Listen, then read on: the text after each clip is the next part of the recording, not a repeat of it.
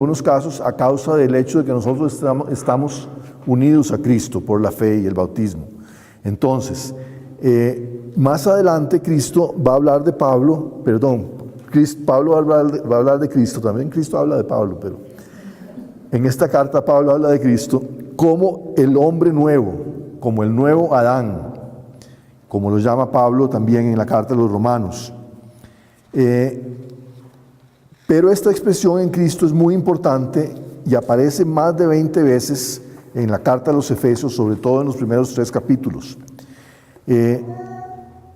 Entonces, con toda clase de bendiciones espirituales en los cielos en Cristo. Cuando Pablo llama a Dios Padre, aquí y en varios otros puntos de la carta, está pensando ante todo en Dios como Padre de nuestro Señor Jesucristo. Vean, ahí lo dice, el Dios y Padre de nuestro Señor Jesucristo. ¿Por qué? Porque después va a decir que si nosotros somos hijos, es decir, si Dios es Padre de nosotros también, es porque nosotros somos hijos suyos por medio de Cristo. Es decir, el único verdadero y el único que por derecho propio es hijo de Dios es Cristo. Nosotros somos hijos de Dios porque hemos sido adoptados por Dios al unirnos a Cristo, ¿verdad? Entonces, principalmente Dios es Padre. En la Trinidad, el Dios Padre es ante todo Padre de Dios Hijo, ¿verdad? Y de esa relación es que brota nuestra relación también como hijos de Dios. Dice entonces, el Dios y Padre de nuestro Señor Jesucristo, que nos ha bendecido con toda clase de bendiciones espirituales. Al decir bendiciones espirituales, no está hablando necesariamente de inmateriales. Y eso es muy importante en esta carta, pero yo diría que en todo el Nuevo Testamento. Lo espiritual no es como hoy en día en nuestra cultura, en nuestra sociedad se tiende a entender. Lo espiritual no es lo inmaterial, no se está contraponiendo lo inmaterial a lo material, sino que lo espiritual es lo que viene del Espíritu Santo. Lo material es lo que es dado, lo espiritual es lo que es dado espiritualmente por medio del Espíritu Santo. Entonces las bendiciones espirituales son las bendiciones que Dios nos da por medio de su Espíritu Santo y en el Espíritu Santo. Dice bendiciones espirituales en los cielos. Eso podría significar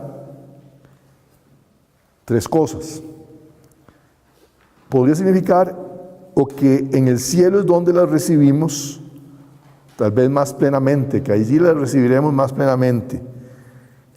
Y Pablo va a decir entonces que ya en esta vida estamos recibiendo un primer pago, una prima, una prenda de esas bendiciones. Otra posibilidad es que del cielo o en el cielo quiera decir que esas bendiciones vienen del cielo, que de allí es donde se originan. Y la tercera posibilidad, la más probable, es que signifique las 2 cosas.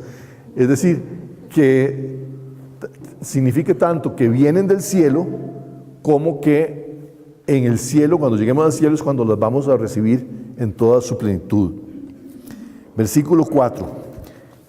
Por cuanto nos ha elegido en Él antes de la fundación del mundo. Vean que ahí dice otra vez en Él, en Cristo, ¿verdad? Entonces, a veces dicen Cristo, a veces dicen Él. Nos ha elegido en Él antes de la fundación del mundo para ser santos e inmaculados en su presencia, en el amor. Dios nos ha elegido en Cristo, o en relación con Cristo, o en función de Cristo, antes de la fundación del mundo. Es decir, el plan de Dios en Cristo de salvarnos por medio de Cristo no es simplemente una solución que Dios se saca de la manga en vista de que nosotros pecamos. En vista de que pecamos, entonces voy a tener que mandar a Cristo a la tierra para que arregle todo este problemón, no. Sino que desde antes de que pecáramos, antes de que nos creara Dios, ya tenía planeado unirnos a Él, hacernos hijos suyos por medio de Cristo y darnos, elegirnos pues, para, como dice aquí, para ser santos e inmaculados por medio de Cristo. Dios nos ha elegido en Él antes de la fundación del mundo. Por lo tanto, antes de que nosotros lo eligiéramos a Él. Aunque los judíos fueron los que primero aprendieron a tener esperanza en Cristo, como se nos dice más abajo en el versículo 12, los que ya antes esperábamos en Cristo, allí se refiere a los judíos, y también en el capítulo 2 hay una referencia allí en el versículo 13, que dice, capítulo 2, versículos 13, ahora en Cristo Jesús ustedes, los que en otro tiempo estaban lejos, han llegado a estar cerca. O sea, los gentiles antes estaban lejos, ahora están cerca. Los judíos fueron entonces los primeros que pudieron tener esperanza en Cristo, esperanza en el Mesías. En realidad el pueblo entero de la nueva alianza, judíos y gentiles, fue elegido antes de la creación del mundo. Tenemos allí esta cita de San Jerónimo, padre de la iglesia del siglo IV y V. Pablo no dice que Dios nos eligió antes de la creación del mundo porque éramos santos e inmaculados. Nos eligió para que lleguemos a ser santos e inmaculados. Pero esas dos palabras son muy importantes. Santos e inmaculados. Inmaculados obviamente es sin mancha o sin defecto, porque ambos son términos sacerdotales. En el libro de Levítico, y ustedes tienen allí la referencia, en el libro de Levítico se dice que el sacerdote tiene que ser santo y sin defecto.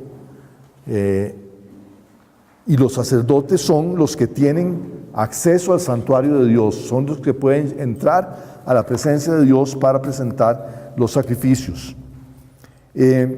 Los sacerdotes son representantes del pueblo y representantes de Dios ante el pueblo. Posiblemente nosotros somos sacerdotes representando ante Dios a la creación entera y también representando a Dios ante la creación entera. Es decir, somos responsables por la administración y el gobierno de la creación entera y obviamente de la humanidad entera. Eligiéndonos, versículos 5 y 6, eligiéndonos de antemano para ser sus hijos adoptivos por medio de Jesucristo, según el beneplácito de su voluntad, para alabanza de la gloria de su gracia. Hijos adoptivos, pues ya lo dije. ¿Por qué? Porque somos hijos por medio de Jesucristo, que Él es el único hijo que lo es por naturaleza. Aquí interesante, tal vez al leerlo en español no lo notamos tanto porque, pues primero la palabra hijos incluye a las hijas y segundo, la palabra hijo y la palabra hija son iguales, pero en griego está usando la palabra hijos para referirse como hijos varones. ¿Y por qué? ¿Por qué usa aquí ese término, hijos varones? No es que esté excluyendo a las mujeres en ningún sentido, sino que está hablando de la herencia. Aquí se empieza a hablar de la herencia. Y en la antigua alianza, en el pueblo de Israel, el que recibía la herencia, los que recibían la herencia directamente eran los herederos legales, pues eran los varones. Entonces, lo que está diciendo es que al hacernos hijos suyos, a todos, hombres y mujeres, nos ha hecho sus herederos, nos ha hecho herederos del reino de Dios y de la nueva creación. Todo esto, este plan de Dios de que seamos sacerdotes e hijos suyos, es, como dice aquí, para alabanza de la gloria de su gracia. Es decir, esa alabanza de la gracia de Dios no es simplemente porque Dios nos perdonó, sino que abarca el propósito mismo para el cual Dios nos ha creado y nos ha llamado y nos ha destinado. Versículos 7 y 8. En Él tenemos por medio de su sangre la redención, el perdón de los delitos, según la riqueza de su gracia, que ha prodigado sobre nosotros en toda sabiduría e inteligencia. Vean cómo aquí ya, cuando habla de la redención, está entrando en escena el pecado, es decir, la consideración de que como seres humanos tenemos que ser redimidos del pecado. Y ese pecado queda vencido en la sangre de Cristo, en el sacrificio de Cristo, conforme al plan de Dios.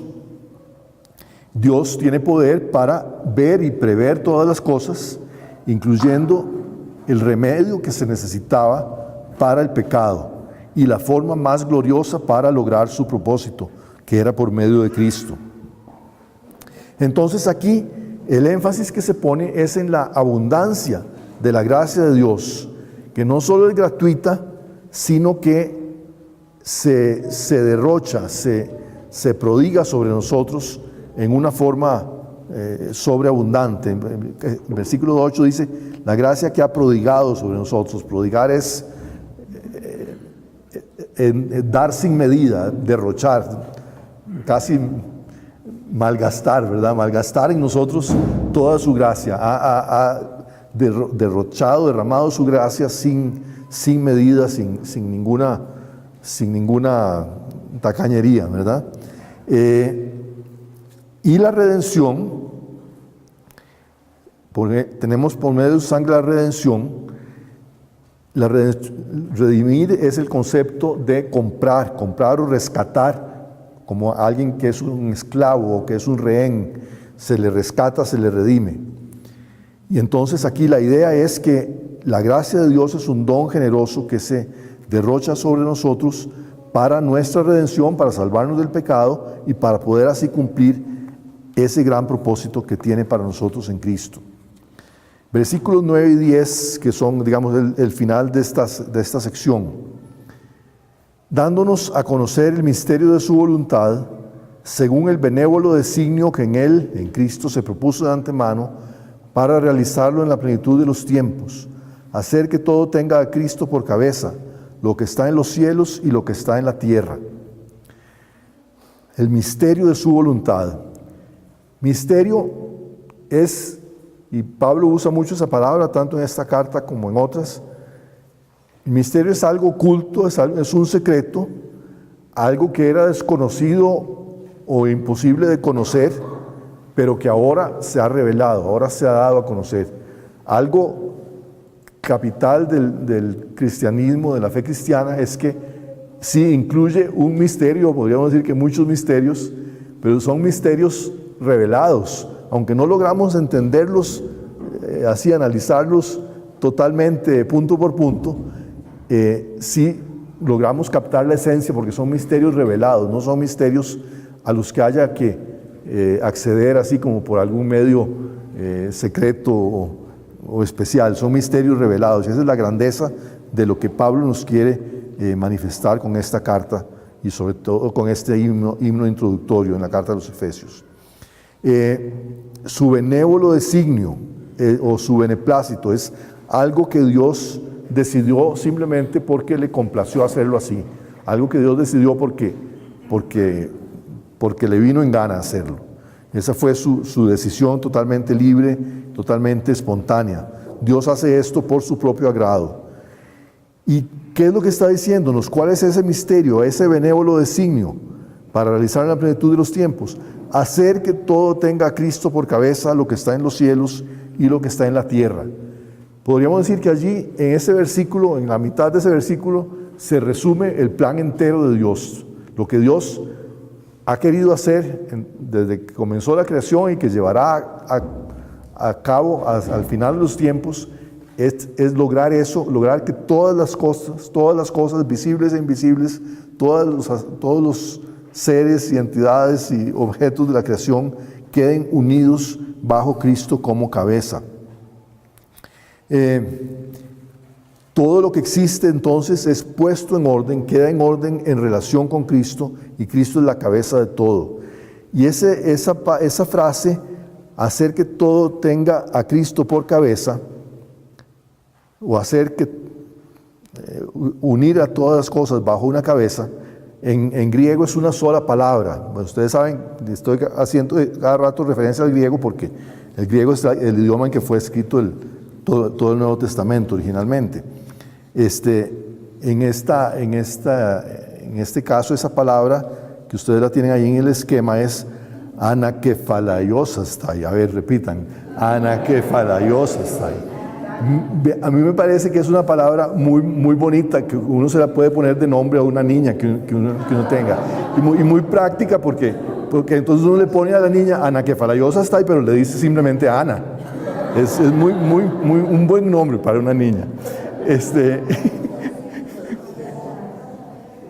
Pero ustedes pueden ver ahí, ustedes pueden ver en esa palabra, probablemente muchos de ustedes reconocerán la raíz de la palabra kefalé, ¿verdad? Kefalé, que quiere decir cabeza. Entonces, y aná quiere decir como de arriba hacia abajo. Entonces, de abajo hacia arriba. Entonces, colocar todas las cosas bajo una sola cabeza, y esa cabeza es Cristo. Algunas versiones lo traducen como recapitular o simplemente unir todas las cosas en Cristo. El plan entero de Dios, entonces, para todas las cosas del cielo y de la tierra, encuentra su unidad y su meta en Cristo. Y entonces, el secreto que está en el centro del plan entero de Dios es la persona de Cristo. Ahora Dios nos ha dado a conocer ese secreto. Veamos los versículos 11 al 14 con que termina el himno. Versículos 11 y 12. A Él, por quien somos herederos, elegidos de antemano, según el previo designio del que realiza todo conforme a la decisión de su voluntad, para hacer nosotros alabanza de su gloria, los que ya antes esperábamos en Cristo. Esos, los que ya antes esperábamos en Cristo, es el pueblo de Israel. O sea, Pablo está ahí hablándoles a los gentiles, pero hablándoles a él como judío, ¿verdad? Los que ya esperaban en Cristo son los judíos, el pueblo de Israel. Entonces, para hacer alabanza de su gloria, por medio de Cristo, por quien somos herederos, elegidos de antemano, según ese plan eterno previo de Dios, para hacer alabanza de su gloria, los que ya antes esperábamos en Cristo, es decir, el pueblo de Israel.